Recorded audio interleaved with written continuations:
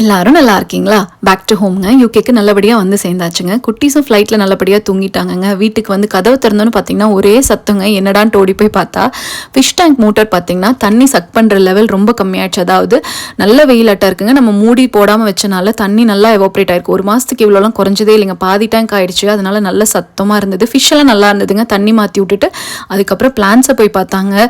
Orange plant, மடகாஸ்கரன் jasmine, அதுக்கப்புறம் நம்மளோட rose பிளான்ட்லாம் வந்து நல்லா கருகிடுச்சுங்கன்னா ஃபிஷ் டேங்கே அந்த கதினா இங்கே வெயிலுக்கு நம்ம தண்ணி பார்த்திங்கன்னா நல்லா எவாப்ரேட் ஆயிருக்கு ஜன்னல் பக்கம் இருக்கிறனால. ஸோ நம்ம வந்து டெஸ்ட் பண்ண மெத்தடில் நம்மளுக்கு அதிக குவான்டிட்டி கிடைக்காதனால கடைசி நேரத்துக்கு நான் இந்த மெத்தடுக்கு போக வேண்டியதாக போயிடுச்சு. இதுலேயுமே பிரம்ம கமலம், மார்க்கெட் பிளான்ட் அதெல்லாமே நல்லா இருந்ததுங்க.